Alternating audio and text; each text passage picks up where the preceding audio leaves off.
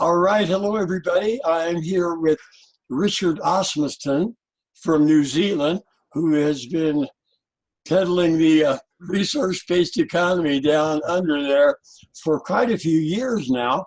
And I'm going to say hi to Richard. Are you there? Hey, Richard. I am here. I am here despite the distance. Yeah. Good morning, afternoon to you, I guess. Yeah. Great to be here. All right. You should tell people that don't know about you just a quick history going back, I would say 6 or 7 years. The first time you ran for mayor, Mm. and Okay. it started to really get involved with this. You heard about it, I guess, with the Zeitgeist movies, and Yep. and then decided that politics might be a good way to inform people about this, right? Yeah. That's a good place to start. Thank you for framing it somewhere. Yeah, I yeah, don't really want. Yeah, that's good. So yeah, about 10 years ago, maybe slightly more actually, saw the first Zeitgeist movie and really got to thinking about these bigger issues. And I've been very fortunate to have most of my time to myself. I haven't at that time. I hadn't been working for some time, um, and was able to look at these kind of things more closely, and started to realize actually the bigger picture and what was going on around us and why the world was in so much trouble.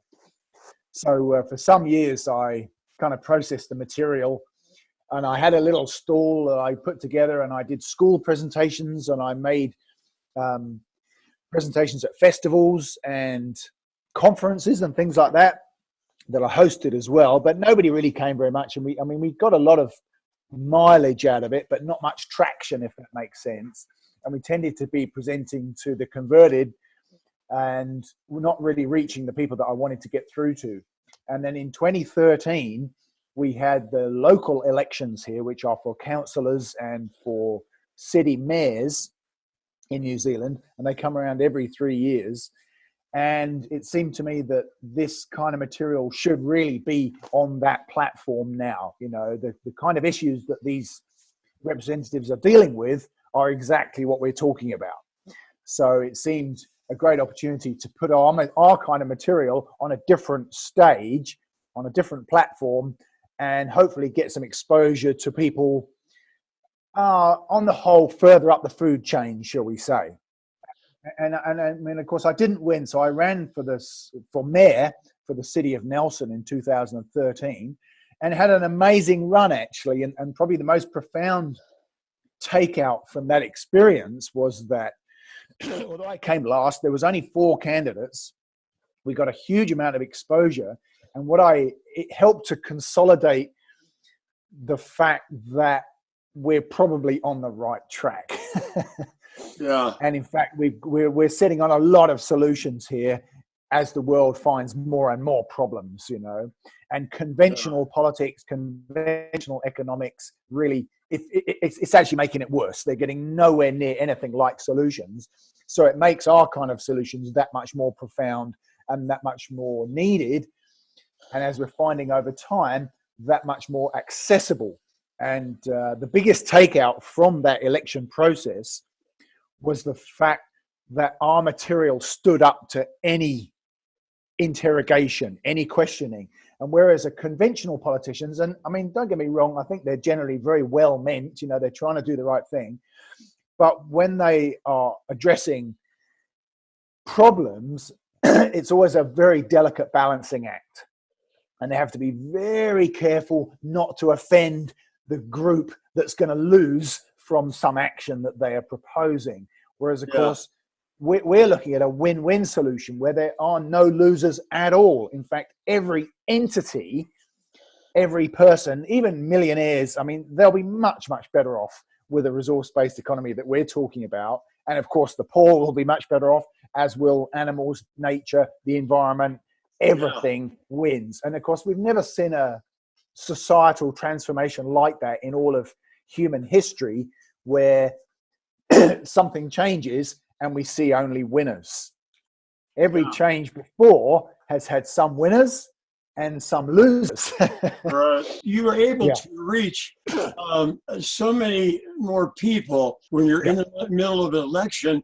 You were getting interviewed by newspapers, and so that's what I was yeah. seeing. I was seeing you and you had footage of you out on the street as you're running, just talking to one person after another. But the coverage you were getting in the newspapers and some radio, I think, was fantastic. And Yeah. everybody in the RBE movements are all talking about going beyond politics, and we don't want to partake in that. But when I saw you doing it, I was thinking, well, until we get there, maybe politics is all we have, or it's at least one major way to get there. And that's what made me decide, well, to run a campaign, more of a symbolic campaign for president in 2016. And now I'm doing it again. And it's all your fault, Richard. You I'm so sorry. You got me into this, and now I'm stuck in it. And but I'm having fun, and I'm making just videos. I'm trying to do a lot more videos this time. Those videos that you've made, Steve, have been shared all over the world, and they really help to add breadth to our program. That really adds to the legitimacy of the whole thing. That's very, very important. I think it helps to verify the validity of the whole thing when people see all kinds of people promoting the same message. And so you're thinking about running again, but not in Nelson, in a different place. Is that your plan now? Correct. Yeah, Nelson's a very wealthy city of about 50,000 people, and excuse me, they the short version is they're just too rich to take our message seriously enough. They take it seriously, but not seriously enough to actually make any change, really. Moving on to Greymouth on the west coast of the South Island of New Zealand. Okay. This is a town of only about 10,000 people, much more accessible because it's a fifth the size of Nelson. It's on a very remote region of the country, and the town originally formed around gold mining, and then coal mining, and then the logging of native trees. Then there was quite a major fishing industry based there for a while. But at the end of the day, these all turned out one way or another to be non-sustainable, short-term industries with a very boom-bust cycle around them. So the town experienced great wealth and then Great Depression. And the cycle of that over the last 150 years of its European existence has been very dramatic and very hard on the people. I mean, everybody has experienced some sort of tragedy. And from our perspective, when we're trying to get people to take the bigger problems of the world seriously, you need people that are experiencing those problems to really listen. Right. And so in Greymouth and the West Coast as a whole, the whole West Coast region is huge. It's like 400 kilometers long, but it's only got 30,000 people in the whole region. Right. In the Greymouth district where I'm focusing, where I intend to be mayor, there's only 10,000 people. What makes our opportunity is the disparity, Steve, and this is really important in that, yes, there are worse conditions in the Congo or in Syria or in Guatemala right now, but those countries aren't considered, and they don't consider themselves to be leading nations as regards equality, civilization, freedom of speech, law and order, that kind of things. And I think it's fair to say that New Zealand probably is certainly among the leading countries in the world in those parameters. And yet, so our expectations and our aspirations as a country are world leading and are very, very high. Yeah. But the reality on the ground is abject poverty, violence, depression, suicide, obesity, bowel cancer, heart disease, and inequality and environmental destruction. I mean, these things you don't see on the brochures about New Zealand, but New Zealand has, I mean, a population of 4.5 million people. We have over 300,000 children living below a UN-derived poverty line. Yeah. And so it's the disparity that makes the space for us to work, because these are very well educated, very high aspirational people, but they have nothing. And in the remoter regions, there is nothing that they can do. And from our perspective as a, how should we say, an anti-capitalism and anti-money organization, what they feel on the coast is that they have been rejected by the monetary system. So in a country with very high expectations, very high standards of welfare, equality, justice, etc., nevertheless, they are suffering hugely. And I mean, the suicide is probably the worst thing. That just reflects the despair. Yeah. Okay. I was going to ask you about the inequality. If it's, if people are suffering in New Zealand, kind of the same way they are here, because it's just gotten horrible. Like 80% of Americans are living paycheck to paycheck, and you got this 1% with millions and billions. But so many people are suffering that I think people in this country may be getting ready for it too, just because the numbers are getting so high. So there on the South Island, I was just looking at New Zealand. Most of the population and cities are on the North Island, right? Correct. And the South Island is not as much population, and people are having harder economic times down there, and that's where you're talking about going. So is it possible somehow to get that area self-sufficient? Because that's what it all comes down to, right? When we're trying to get into a resource-based economy, it's localization, trying to grow food, and if we could grow hemp and make all the products out of that, we could. How easy, I wonder, would it be to get semi-self-sufficient? Well, this region historically has been very used to being self-sufficient because it is so remote. I mean, New Zealand is one of the remotest countries in the world, relative to bigger populations, that in many ways I see Greymouth as actually, if you took all the metrics, it might be the most civilized town in the world. Wow. And using civilization as the bigger word, because of course they've got the internet and all the technology that everyone else has got now in the modern world, but they've still retained their human community qualities. And so I go out when I'm putting together some brochures and a new website, and people, they don't really want to know about that. They want to shake you by the hand, and if they're interested, which they frequently are, then they say, come in and have a cup of tea. Yeah. And they say, oh, hang on, I'll just nip next door and get my auntie to come and have a chat too. Yeah. And everybody knows everybody. They're frequently related. And we still have the fabric of community untorn as it is in most other civilized countries. Yeah. Well, Richard, it sounds great that this area might be ripe for people who are ready to move into a moneyless society, or at least get away from the banks and the taxes and all these things that we have to deal with now.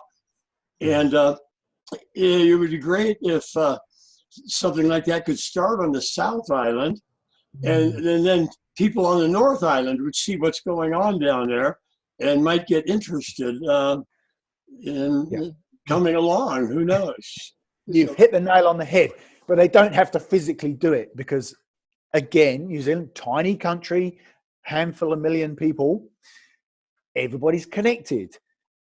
The coast, because of its boom bust nature, almost everybody, every family in New Zealand, if not themselves personally, has some connection with the coast. And because the West Coast has had such a bad run for such a long time, we're talking 30 or 40 years, actually, the sort of final stages of demise, everyone feels the whole country feels bad about the economic and the social situation on the coast, especially as they have such fond memories of it and so many connections.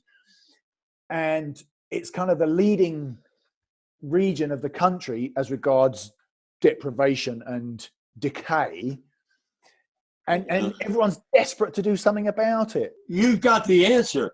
Exactly. We can help the coast. What they need to do. So are you going to be moving down there, because you're on the North Island? And no, I'm on the South Island. Oh, are you in the South Island? Okay, I didn't know that. How far are you from the coast right now?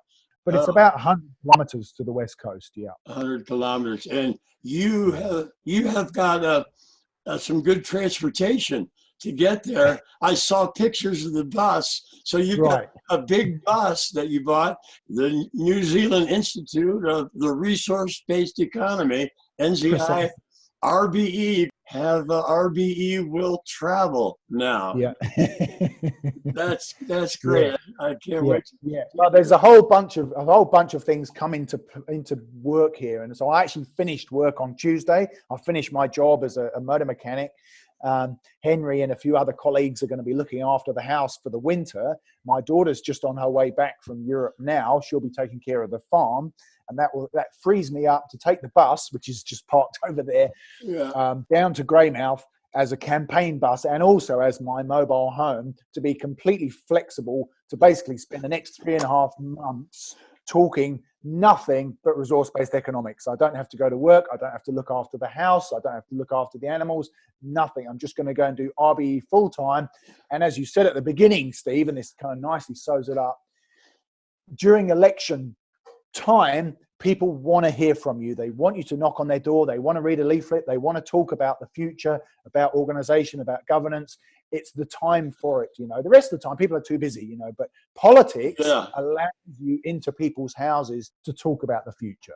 It's insane in this country. I don't know if you follow it at all, that they have got this election season going on for 2 years. They start talking about it 2 years before. It's still almost a year and a half away, but they've got, 20 candidates, 24 candidates of the Democrats having debates now on TV. And it's just such a wonderful distraction for people here. Instead of really talking about the problems we have right now, we are wasting so much time with this election, a couple $1 billion spent on it. And it's horrible. But anyway, it goes on for another year and a half.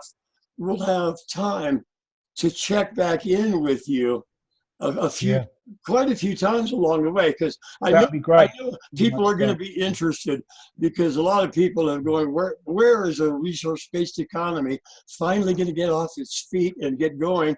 America is so brainwashed. We may be the last, but some South American country, or people always say New Zealand is a good prospect. And so people want to see how it's going on. So we'll check back with you as that's happening. I'm more excited now and more optimistic that we're going to pull this off, and we're going to see, a 21st century utopia globally. I'm more excited about that now and more optimistic than I have ever been before. Yeah, in over 10 years of campaigning and of activism, and there's a lot of bad news out there, but there's a lot of good news too. And I think the world is changing for the better on the whole, especially some places. And I'm really excited. I'm very sure I can become mayor. And there's only 78 mayors in this whole country, and they have the ear of, central government, of the press, of the people, because they're mayor, and our material has never lacked legitimacy, has it? It's just lacked, how should we say, public credibility. People just can't believe it, Yeah, right. And when it comes from someone in high office, then suddenly, he's got a tie. It must be true. Right. I know. Oh, that's great. Well, you just remain so positive, and you just keep going, man. And you've been a real inspiration for me. Like I told you, you're the reason that I'm doing this political thing right now, just because I think I reached a few thousand people in 2016, but it wasn't that many. But now we have a lot of time, and if I can get on a lot of these internet shows, they're all talking about politics now. We might be able to reach 1 million people with this information, and that's really my goal. It's an education campaign. Can we inform 1 million people out of 100 million that are voting? Still not that much, but how many more people can we get this knowledge to of what is possible now with our technology and the way we could be managing ourselves and have a healthy society without wars. And yeah, so we both know all that. It's not hard. It's not hard, is it? I woke up in the night a couple of nights ago, and I had to actually get up and write it down. And it came to me that because it's not hard, is it? And sometimes I think even we overcomplicate it. And I wrote down that it's not hard. If you want to know what the problems are, ask a 15-year-old. If you want to know what the solutions are, ask an 8-year-old. It's not hard, you know? And I've done a lot of schoolwork, a lot of school presentations, and these kids, they get it like that. Yeah. And it's our 50 years of brainwashing that makes it difficult. It's not because it's difficult at all. Exactly. All right. That's a great note to leave it on, man. We'll check back in with you in a few months. Yeah, please do. I'm so excited to report progress. How this is going. And in the meantime, I'll be making videos about a lot of different subjects, like short 4 or 5 minute videos, and maybe some of them will have a message that goes beyond just the U.S. here. And you can. Well, yeah. I mean, while we're talking, Steve, if you mention Greymouth, somebody in Colorado, it's also otherworldly. Right. People down here, then people will get excited about it because they got a mention. Great idea. I'll put that. Yeah, I'll do a video on New Zealand or what you're doing now, and talk about Greymouth. And well, who knows how many people will see it, but we never get as many people to see our videos as we want. It's tough, but I got to come up with some hook. I don't know what it's going to be. I'm going to threaten to jump off a bridge. I'll be standing on the end of the bridge and get the news people out there, and then start talking about the solution. I got to come up with something. We have to come up with something to make this viral, to get a viral video out there where millions of people can see it and hear about this. Yeah, it's going to happen. Yeah, we just have to keep plugging away, don't we? Yeah. All right, Richard. All right, thank you so much, Steve. Yeah. Thank you so much, too. We'll see you in the future. All right. Cool. Bye-bye.